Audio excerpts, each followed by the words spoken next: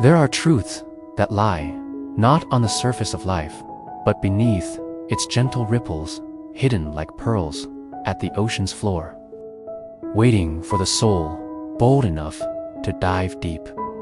Forgiveness is such a truth. It is not merely a moral virtue or a polite gesture.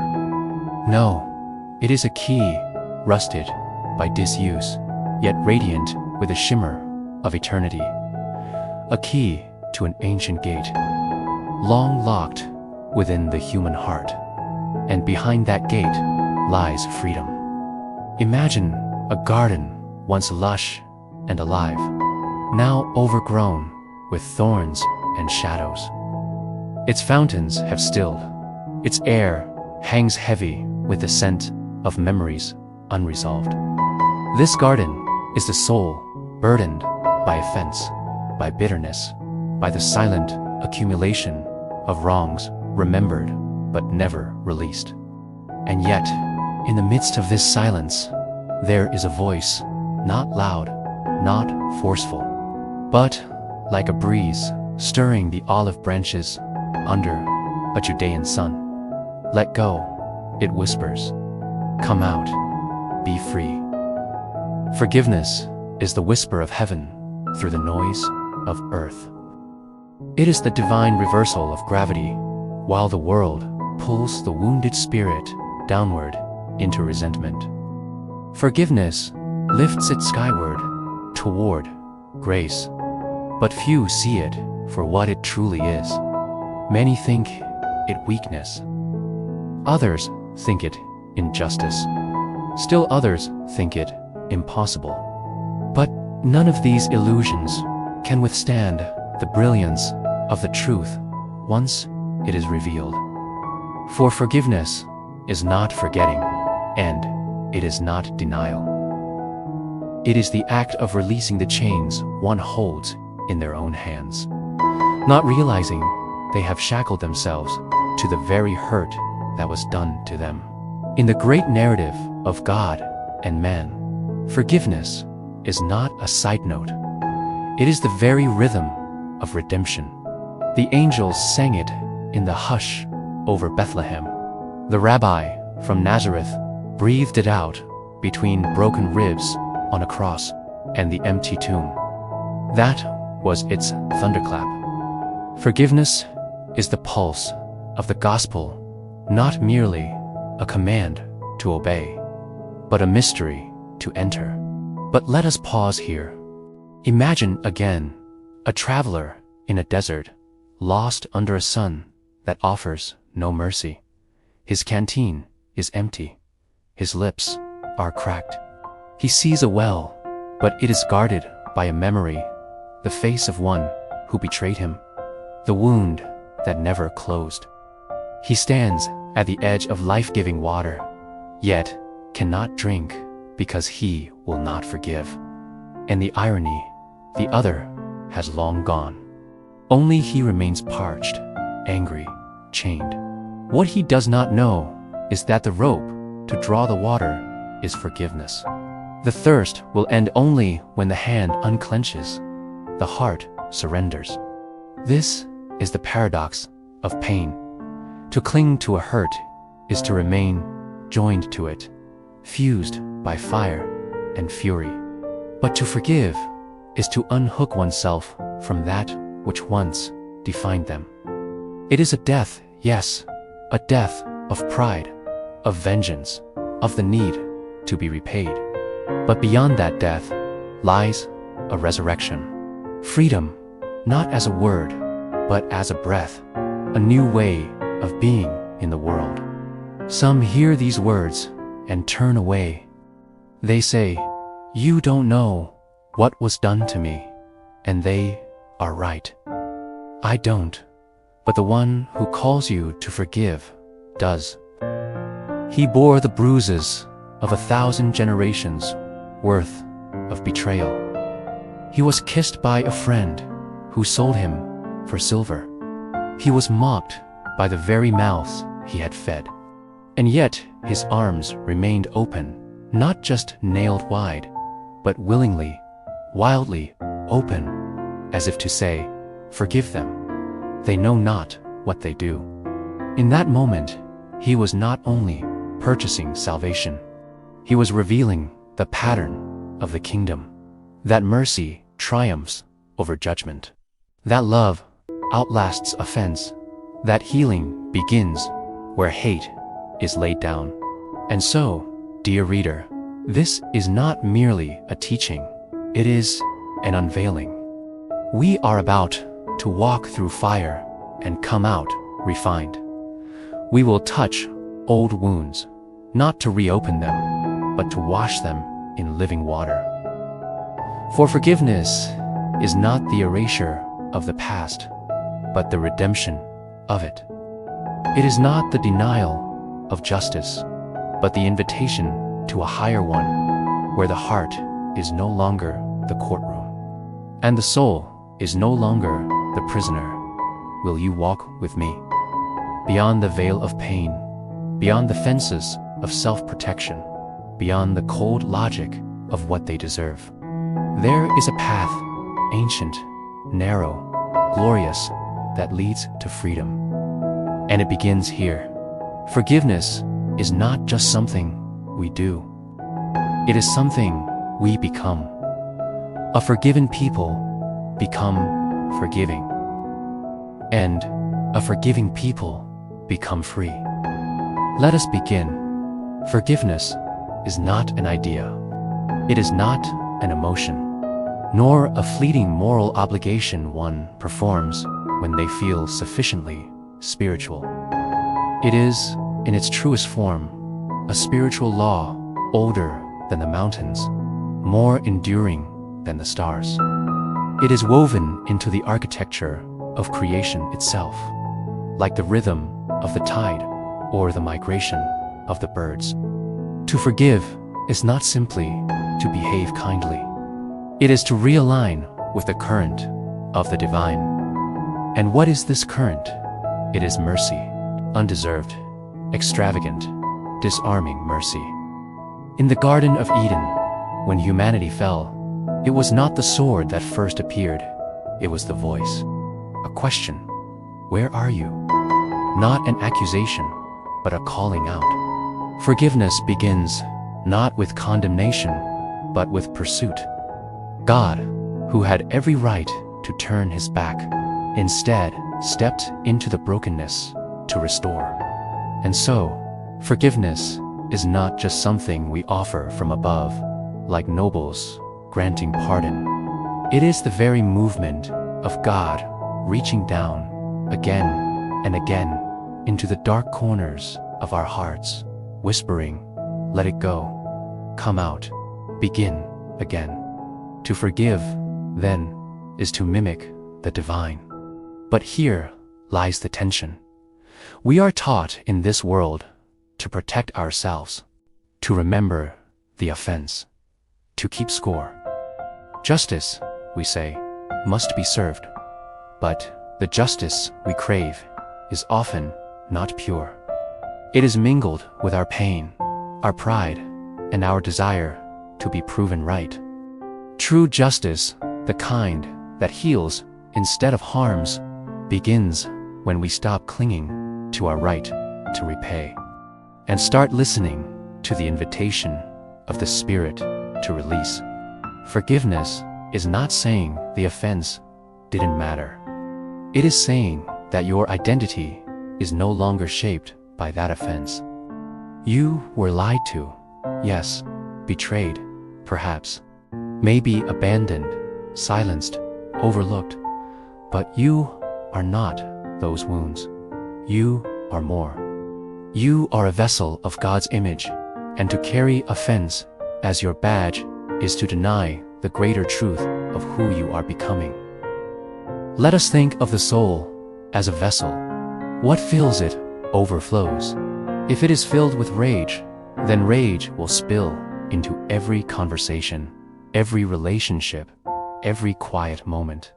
But if it is filled with grace, then grace will leak even into places where pain still lingers.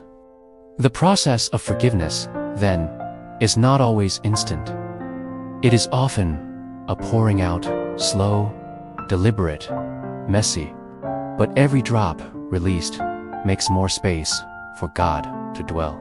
Here is a deeper secret. Forgiveness is not always for the other. It is for you. It is your liberation. It is your exodus from the Egypt of your past. While you hold on to bitterness, you are still enslaved to what happened. You still walk in chains forged by memory. But to forgive is to cross the sea, to leave the oppressor behind, and to journey into the wilderness, not a place of comfort, but a place of freedom. And yet, some will say, I cannot forgive. It's too deep, too cruel, too recent. To which the Spirit does not argue, but gently replies, I know, I will help you. For true forgiveness is not done by willpower alone. It is a partnership with the Holy. We do not forgive out of our own strength, but from the strength that flows through us when we allow heaven to touch our hurt. Forgiveness is a miracle, not of magic, but of surrender. When you say, God, I release this to you, you are not denying the wound. You are inviting healing beyond human logic. There is also this: forgiveness does not always mean reconciliation. To forgive does not mean to trust again immediately or to return to harmful places. No, it is to release the person to God and to free yourself from the need to judge them continually. It is to say, they no longer own my peace. Forgiveness is about the condition of your soul, not the conditions of the relationship. The door of the heart opens, not so they may walk in again, but so you may walk out. In this light, forgiveness is not a compromise. It is a revolution, a cosmic act that defies the systems of the world's systems of vengeance, repayment, and scorekeeping. Jesus said, You have heard it said, an eye for an eye, but I say to you. And with those words, he rewrote the laws written on stone and inscribed something deeper onto the heart, the law of mercy. But why is forgiveness so hard? Because it requires death. Death of ego. Death of entitlement. Death of the version of yourself that needs to be vindicated. This is why the cross is central. It is not just a symbol of salvation. It is the map. Jesus didn't just forgive us. Nails through wrists, thorns on his brow, breath leaving his body, and even then, his words were, Father, forgive them. He died saying it. And so, perhaps we must die to our right to hold the grudge, die to our need to be repaid. And then, something happens. The tomb cracks open. The soul breathes again. Life begins where resentment ends. This is the foundation. Forgiveness is the unbinding of the soul. It is not a favor granted to others. It is a door opened within yourself, the door where Christ himself may enter. And when he does, he brings freedom with him. Freedom not from all pain, but freedom within the pain. Peace that passes understanding. Joy not rooted in circumstances. Light in the place where once only shadows lived. Now that we have uncovered the roots of this sacred practice, we must go deeper still. There was once a man who owed a king a vast fortune, not coins counted by the dozen, but talents worth a lifetime of labor. The debt was impossible, absurd, more than any man could pay in 10 lifetimes. And yet, the books were were opened. The king called in the dead. The man fell to his knees, weeping, pleading for mercy. The king looked down, not with scorn, but with compassion, and then, in a gesture so outrageous, it defied reason, the king forgave the entire debt, released it, erased it. But the story does not end there. The man walked out free, forgiven, breathless. But soon, he found a fellow servant who owed him something small, a mere handful of silver. And instead of mercy, he grabbed the man by the throat, demanding payment. No patience, no grace, no remembering of his own forgiveness. And when the king heard of this, his heart broke. The man who had received mercy did not become mercy. The chain he had been released from, he now used to bind another. This parable, spoken by the lips of Jesus, is not just about finances. It is about the soul. It is about you, about me, about all of us who have stood before the throne of heaven with debts. We could never repay our pride, our envy, our secret thoughts, our selfish acts, and yet the Father looked at us and did not count the cost against us. He laid it on His Son and opened the gates wide. But how quickly we forget. We carry grudges like scrolls tucked into our robes.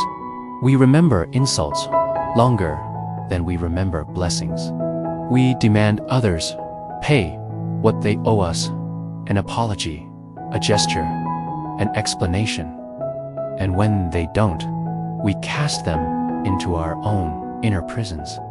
But every time we do, we ourselves are locked in with them. That's the great irony. The jailer is not free. Forgiveness, then, is not forgetting the offense. It is remembering your own mercy. The cross is not just a symbol of how we were saved. It is a mirror showing us how we are to live.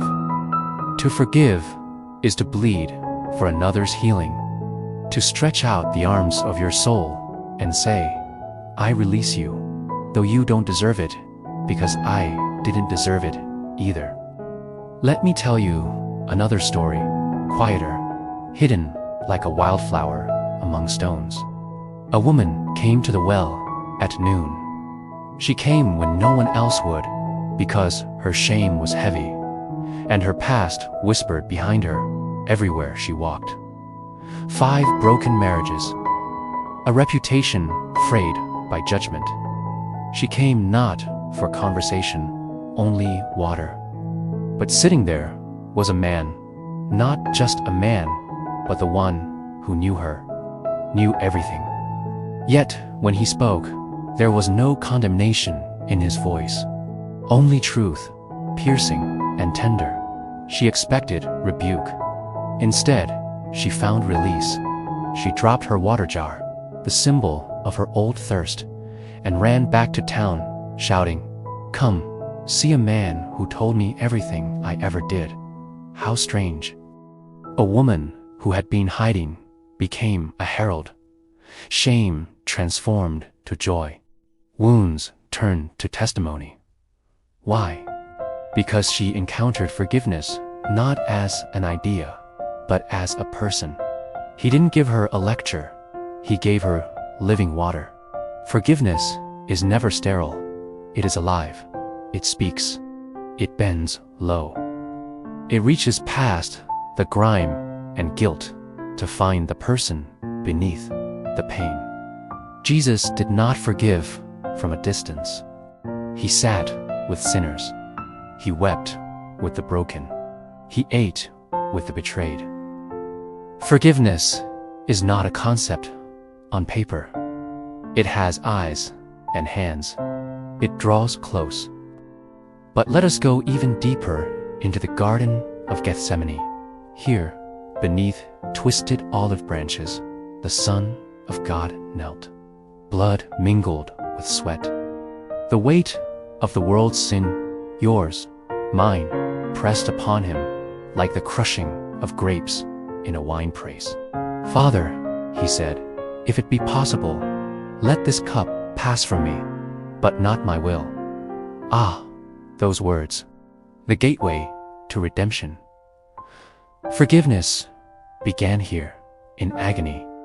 It began when he chose surrender. The cross was only the climax. The decision was made in the garden. Forgiveness costs. It is not cheap. This is why, when Jesus was nailed high on that wooden beam, his words were not curses, they were intercession. Father, forgive them. He was not just forgiving the soldiers, he was forgiving us. Every time we deny truth, every time we choose ourselves over love, he forgave it all in advance, before you asked, before you knew. What manner of love is this? It is the kind that gives us back to ourselves. It is the kind that walks into our story, not to erase the pain, but to redeem it. This is the heart of God, not to punish, but to restore, not to expose, but to cover, not with shame, but with grace. Forgiveness is like that. It walks into the prison cell and says, "You're free to go." And the soul replies, "But I'm not the prisoner." And forgiveness smiles, "I know, I am." In this sacred mystery, we begin to see. Forgiveness is not just a virtue among others. It is the very expression of heaven on earth. It is what happens when eternity touches time, when light invades darkness, when love conquers vengeance. And now, dear soul, having tasted these stories, echoes of the eternal, we must ask, what does this mean for us in the messiness of daily life?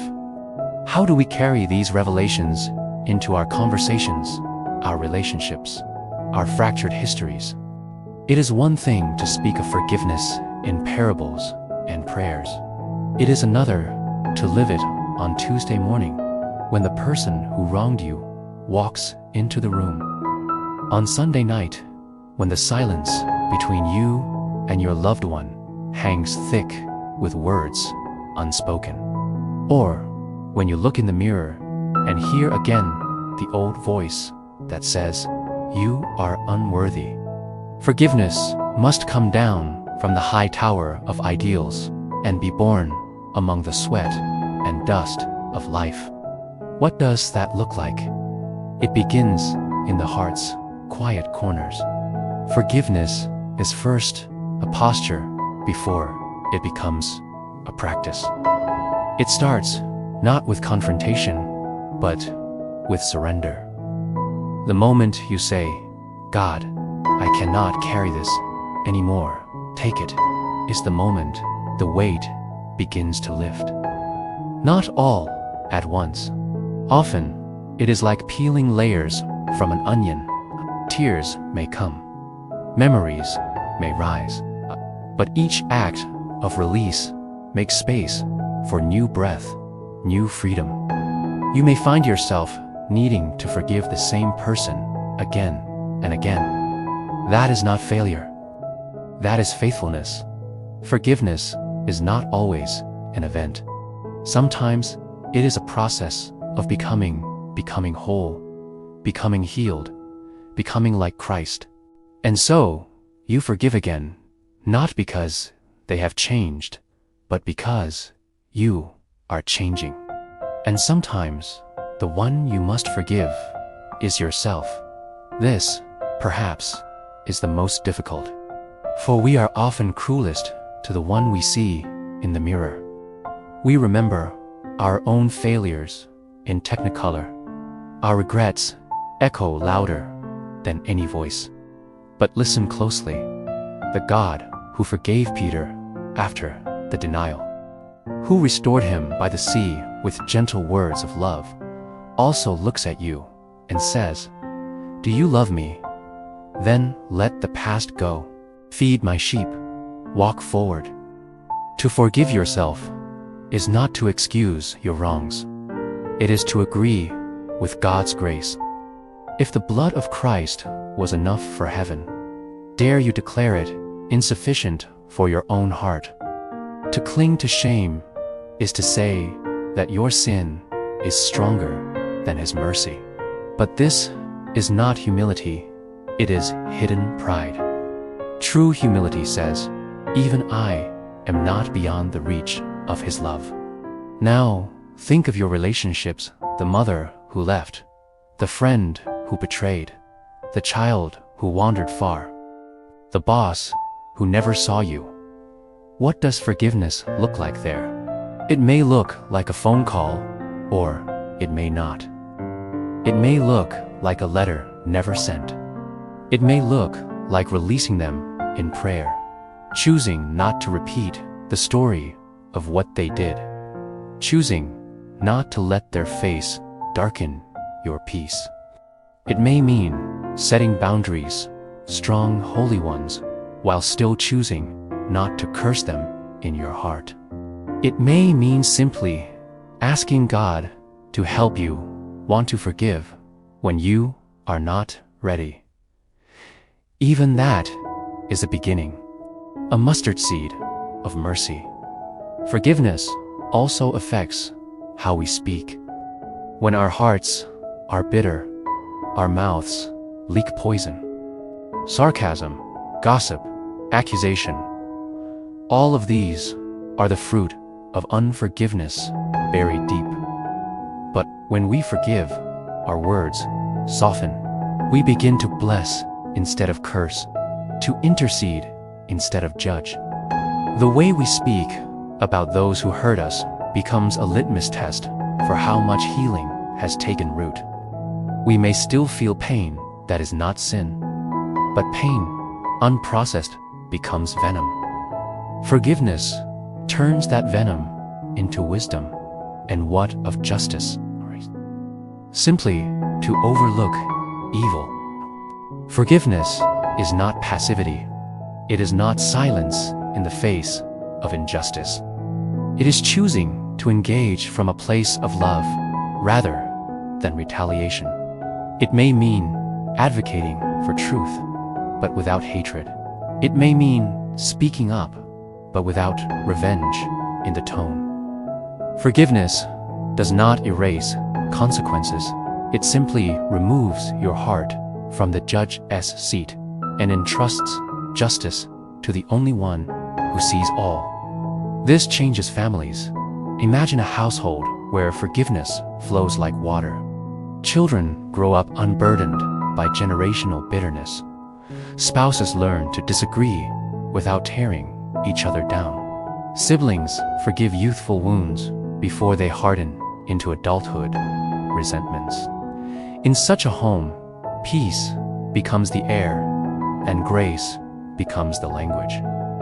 It changes churches, too.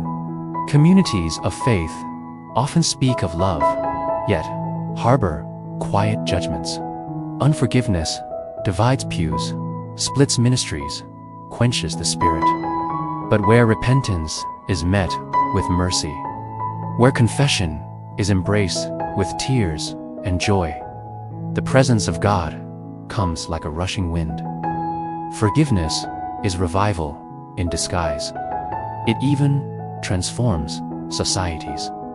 We've seen it in the aftermath of war, in truth and reconciliation commissions, in villages scarred by decades of violence where survivors face the murderers of their families and say, "I forgive." It is not easy. It is not clean, but it is sacred. Such acts ripple outward into the fabric of culture, whispering to the world that there is another way, a kingdom not of this world, where love disarms hate. And yes, forgiveness will cost you. It may cost you your pride, your illusion of control, your identity as a victim. But what you gain is worth more. Peace that no offense can take. Joy unlinked from circumstances. Freedom that no cage of memory can hold. Do not wait until you feel ready. Forgiveness rarely begins with a feeling. It begins with a decision, shaky, trembling, whispered in the dark. I forgive. Say it out loud if you must. Cry it out through tears. Whisper it when the world is asleep and no one sees. Heaven hears. And something shifts. You were never made to carry all this pain. Let it go. Not because they deserve it, but because you were not made for chains. Now, having walked through the fire and the healing, let us return once more to the great river from which we came to the source. For all forgiveness flows from a single, sacred spring. There is a place deep within every soul, a sacred chamber untouched by time, unspoiled by pain, where the voice of God still echoes from Eden. You are mine. You are loved. Come home. But for many, the way back seems blocked. Not by swords of flame, but by memories sharpened into daggers, by names unspoken, by the long shadows of regret and rage. Forgiveness is not the removal of memory. It is the breaking of those daggers into plowshares, the bending of swords into keys, unlocking the way home. We began this journey asking what forgiveness truly is. We saw it as a divine mystery, not a transaction of politeness, but a revolution of the spirit. We traced it back to its origin, not in the hearts of men, but in the heart of God. We listened to the stories, the parables, the blood-soaked prayers that spoke of forgiveness not as theory, but as breath, blood, and being. And we walked through life's everyday spaces, seeing how this ancient mystery must clothe itself in the skin of today, in phone calls made, in tears shed, in silences released. And now we must choose. Forgiveness is never forced. It is offered like a seed. But it must be planted. It must fall into the soil of the heart and break open. And yes, it will break you open, too. But only to make room for life more abundant. You may be reading these words and thinking of someone. A name rises, unbidden. A face, a wound, a moment. Perhaps you've pushed it down for years. Perhaps you visit it often, like a shrine of suffering. Let me say to you gently, as one who has stood at the edge of that pain, you, Dante, have to stay there. The cross was not only for your salvation, it was for your freedom. Jesus did not come only to forgive you, but to make you a forgiver, a carrier of His Spirit, a vessel of His peace. The river that flows from His side is not meant to pool at your feet. It is meant to flow through you to the world. But first, it must flow into the deepest, darkest corners of your own heart. Is there someone you need to forgive? Speak their name in the silence, not with venom, but with trembling hope. Say, I forgive you. You may not feel it. That is fine. The first step is obedience. The feelings may follow, or they may not. But heaven moves when the will bends toward love. Do you need to forgive yourself?